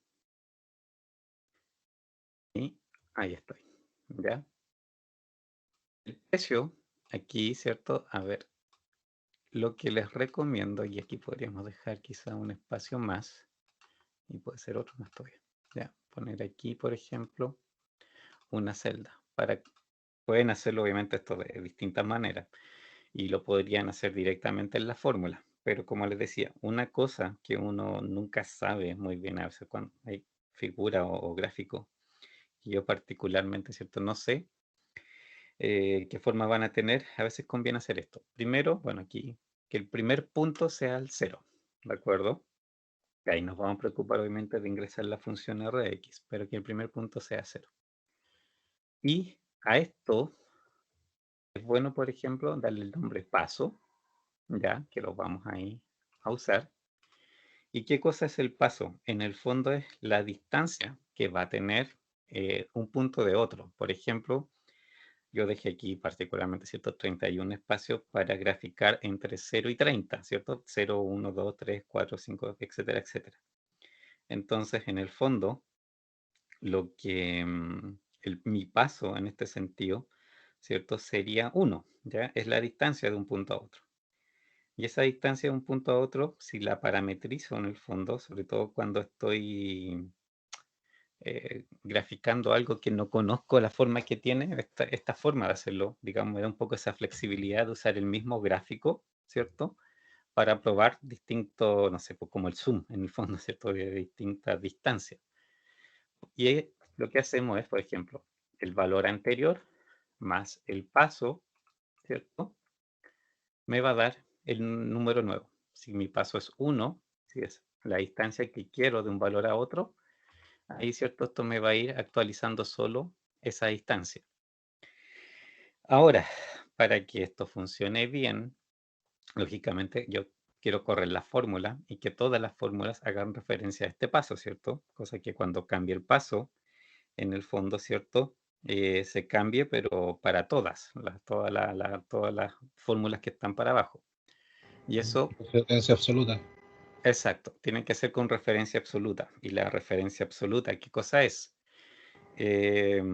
Funciona, digamos, en la celda, ¿cierto? Por ejemplo, aquí B2, ¿cierto? En mi celda, donde tengo el número que yo no quiero que se corra, que cuando corra la fórmula, todas las fórmulas que resulten estén apuntando exactamente al B2, que no se corra de ahí el B2 en ninguna fórmula, que las demás se corran, que siempre haga, por ejemplo, en vez de D3, esa se vaya corriendo paso por paso, pero no el B2. Y eso se hace con los signos pesos. Signos pesos F4, profe. antes de también, pero depende del computador. A veces no hay computadores que no lo hacen. Depende del teclado. Ya jamás de todos los computadores que yo he tenido eso no me funciona. A ver que lo hago a mano. Y en este caso, ¿cierto? Pero de cualquier forma que lo hagan, digamos, en el fondo, obviamente el resultado es el mismo. El signo peso antes de la letra, digamos, de la celda, lo que les bloquea es la columna. ¿Qué quiere decir eso? Que si ustedes extienden esta fórmula hacia la derecha o izquierda, si se cambian de columna, la columna de referencia que ustedes usaron no se va a mover. Se puede correr la fila si es que ustedes van abajo o arriba, pero la columna es la que no se va a correr. Y el signo peso, cuando está antes del número, lo que no se corre, obviamente, es en la fila, ¿de acuerdo? Y si corre la fórmula para abajo, la fila donde ustedes están haciendo referencia va a seguir siendo la misma. Si le ponen signo peso a ambas, columna y fila, ahí sí les queda la celda en absoluto fija. Ya en este caso esa B2, independiente para donde yo copie y corra esa fórmula, va a seguir siendo, ¿cierto?, referencia siempre a B2. Y aquí, por ejemplo, si esto lo extendemos, debería llegar, se fijan, hasta 30. Y fíjense que las fórmulas, como van para abajo, es de 4 con B2. Aquí es de 5 con B2. Aquí es de 6 con B2 y así. Eso es lo que fija, ¿se fijan? Cuando extendí la fórmula no me cambió esa referencia B2. Estuvo todo el tiempo ahí. Si aquí cambio el paso, por ejemplo, pongo un 2, ahora está 0, 2, 4, 6, 8, 10. Si le pongo 0, 5, va de 0, 5 avanzando. ¿Ya? Eso es lo que les recomiendo en el fondo hacer para graficar, porque pueden ajustar la escala de la ecuación, o sea, de la figura. De hecho, por ejemplo, ahora hagámosla general, vamos a hacer la campana completa y después, por ejemplo, pudiéramos querer mirar en torno a 15 y podríamos partir, por ejemplo, en 14 y hacer lo que es cerca a 0,1, cosa que me dibuje como muy, muy exacto, muy cerquita, ese es puro pedazo, de en torno al 15 a ver cómo se comporta. Por ejemplo, una cosa que se pudiera hacer. Y R de X, esta es la fórmula que quiero graficar, ¿cierto? Que en este caso era 1500p menos 50p cuadrado. ¿Ya? Entonces aquí tengo que hacer referencia al p, pero es R de X, o sea, perdón, R de p. Esto no tiene que ver, porque lo que me va variando el precio. Pero en mi fórmula tengo que hacer referencia al p de ese punto, o sea, es 1500 por p, que es este p es 0 en ese punto, menos 50 por, de nuevo, p, ¿cierto? Al cuadrado. El cuadrado se puede hacer de dos formas. Una es que con el, digamos, multiplicarlo, poner de 3 por D3, perfecto, no hace ninguna diferencia. Y lo otro es hacerlo con ese símbolo, que de repente es difícil de pillar, digamos, dentro del teclado. En mi caso yo lo tengo al lado del Enter con los corchetes. No sé si en el caso de ustedes su teclado lo tendrá igual, porque es uno de los símbolos que ahí dependiendo del teclado va en partes distintas y dependiendo del lenguaje también, o sea, digamos, claro, del lenguaje en que tienen el teclado, también eso va a variar. Pero si multiplican de 3 por D3 es exactamente lo mismo, no hace ni diferencia. ¿Ya? Y esto, Enter, 0 obviamente, porque es 0, 1500 por 0 más menos 50 por 0 al cuadrado. Y esta fórmula la puedo extender porque esto sí me interesa que siempre vaya haciendo referencia al P de al lado. ¿Se fijan? A cada P. Y esto sí es lo que quiero graficar. Pero antes de graficar, ¿para dónde ven el máximo por ahí? Dentro de los datos que se entregan. En la mitad del 15. ¿Cierto? 11.250. ¿Cierto? Parece que por ahí anda la cosa. Pero de nuevo, mientras no lo hagan analíticamente, no se confíen en el gráfico. El gráfico ayuda, pero no, obviamente no, a menos que casualmente ustedes le hayan dado el punto donde se produce ese máximo, obviamente el gráfico que ustedes hacen va a tener un máximo, pero eso no tiene por qué corresponder con la solución analítica, ¿verdad? O sea, puede ser pura casualidad. Así que ahí obviamente les da una referencia de más o menos donde deberían dar la cosa, pero es la solución analítica la que efectivamente a ustedes les da realmente el valor exacto. Ya, y esto sí lo podemos graficar. Esta en particular, esta columna, la tomamos, vamos a insertar gráficos y aquí, ¿cierto? Sirven los de línea en particular. Yo ocupo harto el primero, pero ahí, ¿cierto? Deben tener cuidado porque hay otros tipos, digamos, que tienen sus propias características. Este de línea, ojo que hace igual una extrapolación de valores, ¿ya? Supone que los valores como que son continuos, ¿ya? Y no necesariamente, ¿cierto? Eso es así, o sea, por eso le decía que a veces depende de la escala y tengo que comparar con la solución analítica, porque hay como hartos temas, digamos, detrás de esto que hay que chequear. Pero porque puede que Excel, si ustedes usan como puntos muy gruesos o muy separados uno de otro, por ejemplo, Excel crea que hay una continuidad donde eventualmente puede que no la haya. Entonces, por eso, ¿cierto? Ahí hay que tener cuidado en el fondo de la distancia de los puntos que yo estoy graficando. Y de conocer también un poco la curva que estoy usando, porque en el fondo esto es una parábola, es una cuadrática, yo sé que esto no va a tener saltos ni ninguna forma rara. Hay otros tipos de ecuaciones donde esto sí podría obviamente tener alguna forma específica. Acá abajo, por defecto, cuando yo hice esto, ¿cierto? Excel no le di eje, no le puse estos números de acá. Estos números no corresponden en realidad a los números al precio en sí, sino que es un correlativo que pone Excel simplemente del orden de los puntos. Ya primer, segundo, tercer, cuarto punto, eso es todo lo que hace. Eso se puede cambiar. Si ustedes pinchan aquí, van al lado, ¿cierto? Con el botón derecho y ven ahí, dice seleccionar datos, ¿ya? Una opción que está ahí. Seleccionar datos y se abre esta ventanita. ¿Lo están haciendo en paralelo como para hacerlo más lento? ¿O avanzo y después replican? Avanza, ¿no, profe? Yo al menos. ¿No? ¿Sí? El Pipe lo está haciendo, el Felipe lo está haciendo. Ya.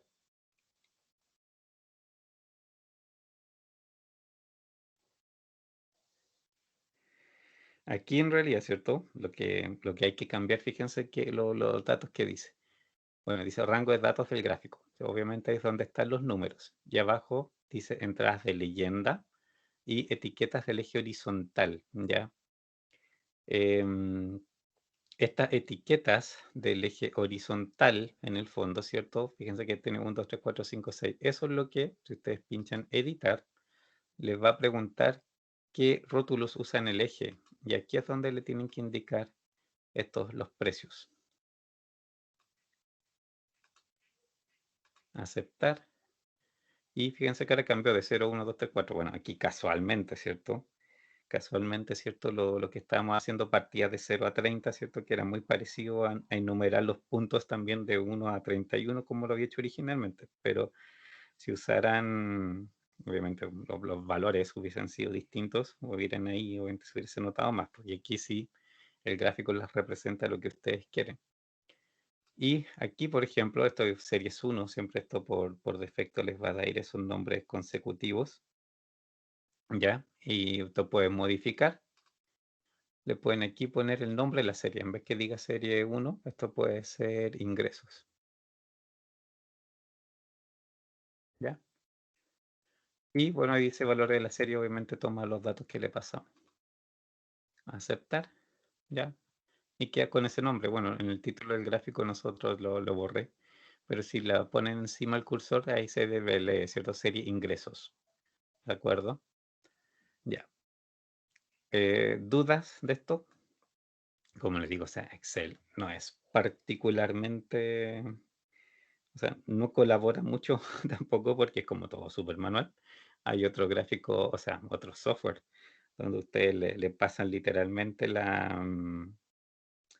digamos, la ecuación, y es en realidad el software ahí el que lo grafica, pues, y después le muestra la parte más interesante, qué sé yo, y decide todo solito.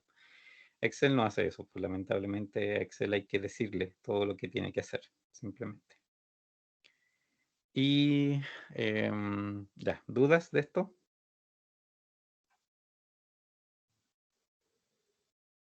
¿No?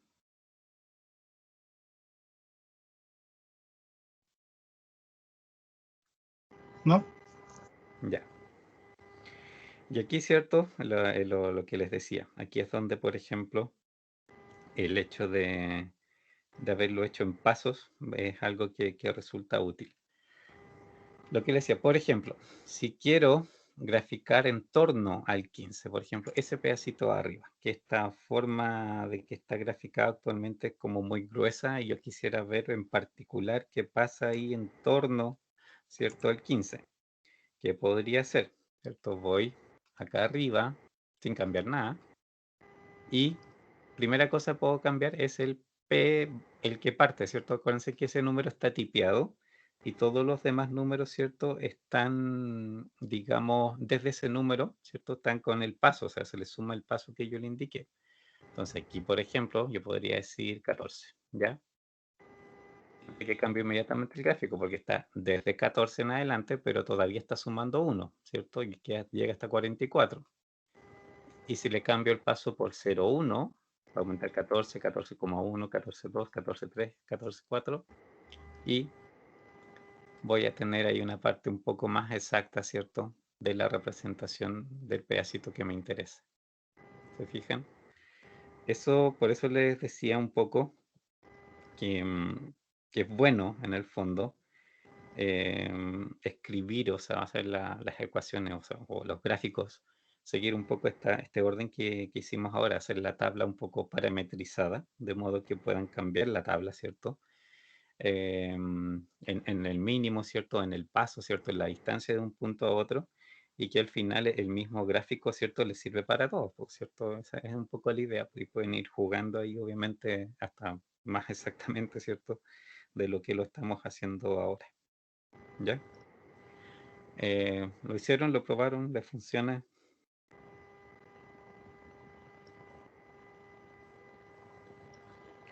Sí, ¿no?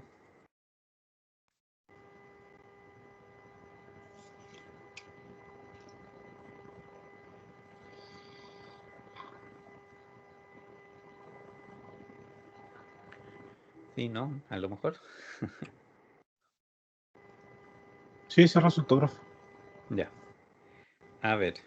Lo otro, cierto, que les decía, que ahora alcanzamos un poco, se lo mostrarlo rápidamente. Igual, obviamente, sobre esto vamos a volver harto, pero también podemos una primera forma de verlo. No sé cuántos de ustedes han trabajado en Solver. Yo poco.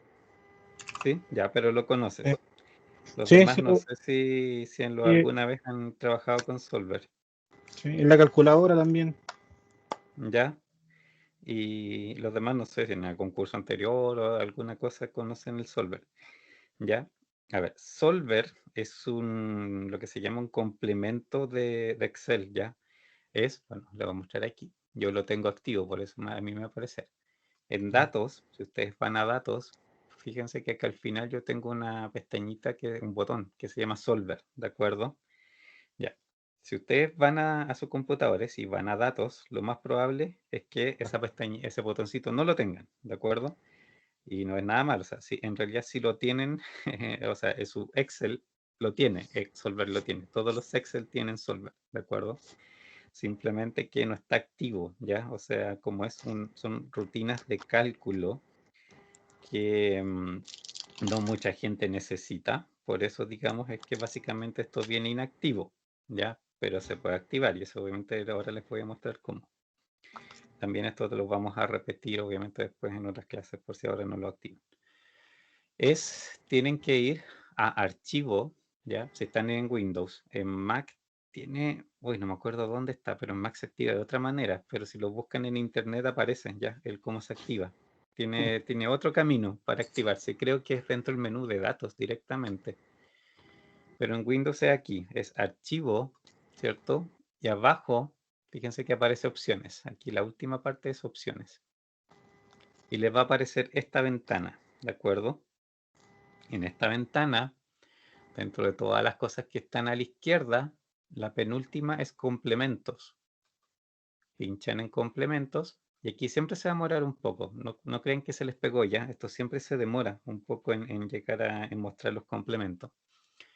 Yo tengo varios activos, entonces aquí esto no siempre a todos les aparece igual. ¿Ah? Lo más probable es que, por ejemplo, les aparezca como súper vacío y nada. O sea, obviamente depende de lo que ustedes hayan usado puntualmente, ¿cierto? Lo que ahí aparece.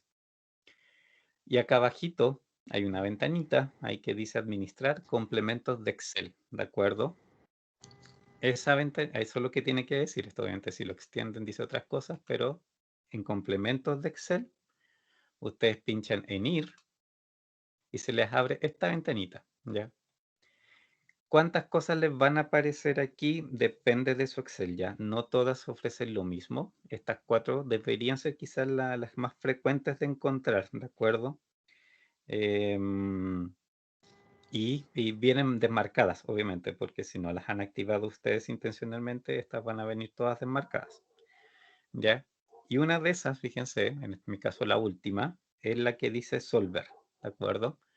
La pinchan ahí, les queda cierto el cuadrito marcado, yo las tengo marcadas porque obviamente yo las tenía activadas antes, y cuando apretan el botoncito Solver, ¿cierto? Aceptan, ¿de acuerdo? Y ahí el computador se les va a pegar un poquito, ¿ya? Va a estar pensando unos segundos, no sé, quizás se demore 30 segundos, va a depender mucho del computador en el fondo, el cuánto tiempo se tome, pero va a aparecer el típico, no sé, el relojito o el circulito en el fondo, hasta que en algún momento, ¿cierto? Los va a soltar, va a aparecer, ¿cierto? El cursor activo de nuevo. Cuando aparezca el cursor activo de nuevo, vayan a ver, ¿cierto? En la pestaña Datos, si es que les apareció el botón Solver. No sé si alguien lo está haciendo para saber si es que les aparece. Yo ya lo tenía activo.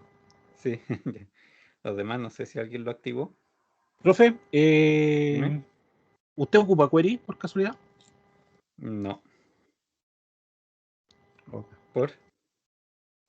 No, que es para analizar datos también. Sí, sí, o sea, puede que hayan otras cosas que también, digamos, cumplan un poco lo que vamos a hacer ahora, pero no sé si Query en particular. Ya. ¿Alguien más lo estaba haciendo o algo? ¿No? ¿Sí?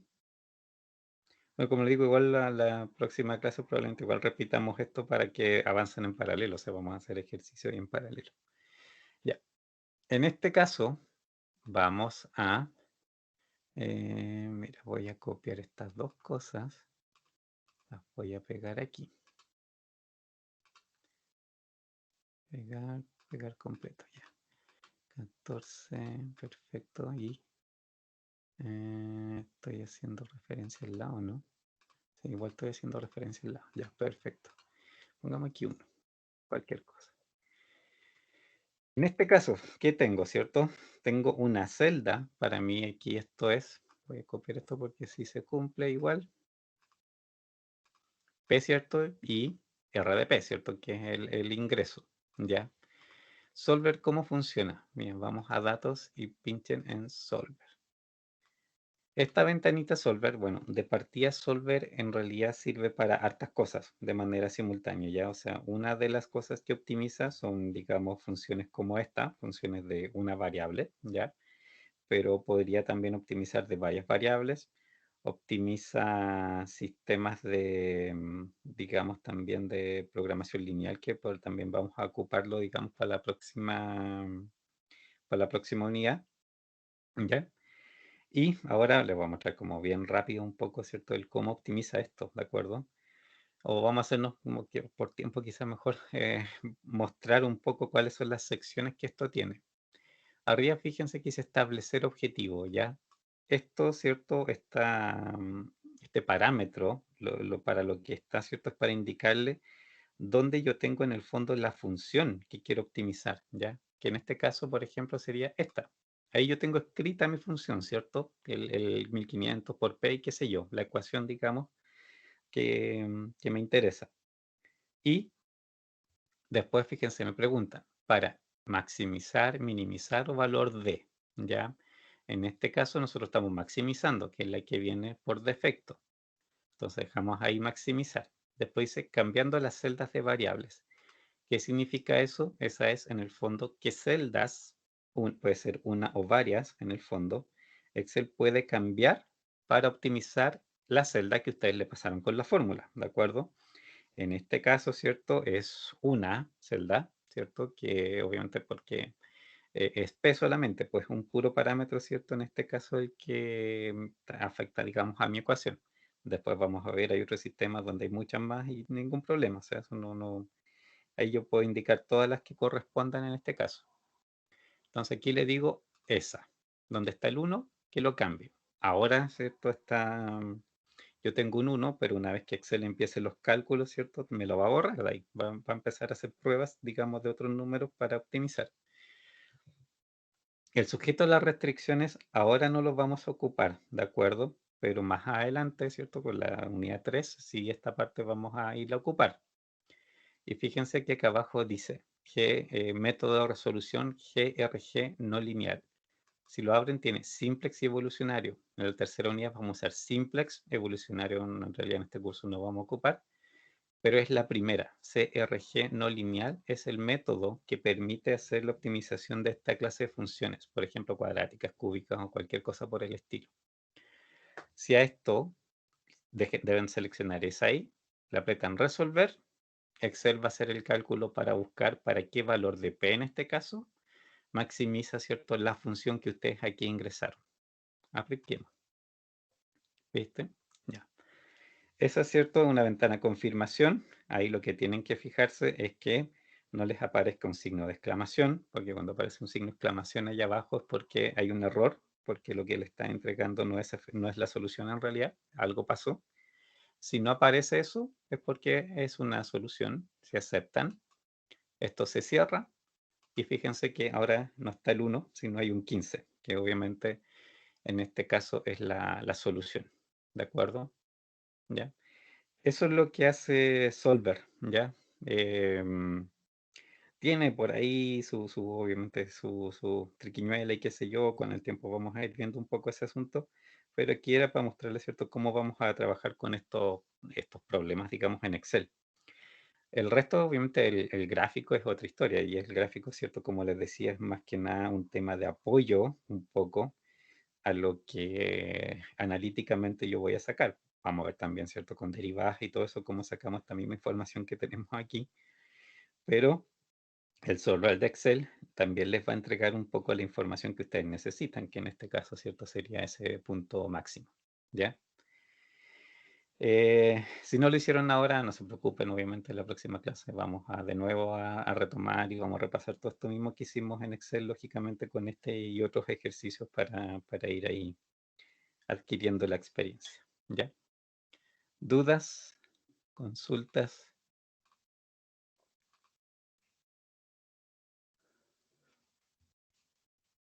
Profe, yo tengo una consulta, pero no es Dime. con lo que explico, es por ¿Ya? es por la nota, o sea, por el trabajo que no iba a hacer. Sí, estoy atrasadísimo, sí lo sé. Les pido disculpas, en realidad estoy como súper atrasado en hacerlo, o sea, lo tengo casi hecho, pero quiero verificar los ejercicios antes de publicárselo. Pero igual como les decía, o sea, en el fondo no, desde que lo publique van a tener el mismo tiempo que hubiesen tenido antes para hacérselo, y vamos a tener también clases para atender dudas antes de entregarlo. Que tampoco es que no vayan a poder tener una sesión para aclarar dudas. Pero voy a tratar de hacerlo lo antes posible, porque tengo tantas otras cosas que entregar al mismo tiempo que se me ha hecho súper complicado, ¿ya? Así que les pido las disculpas del caso y trataré de hacerlo lo antes posible, ¿ya? Ok. ¿Alguna otra consulta?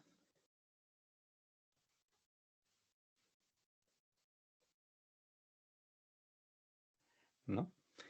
Ya pues chicos, No, entonces nos veríamos mañana, ¿cierto? Y ahí vamos a seguir con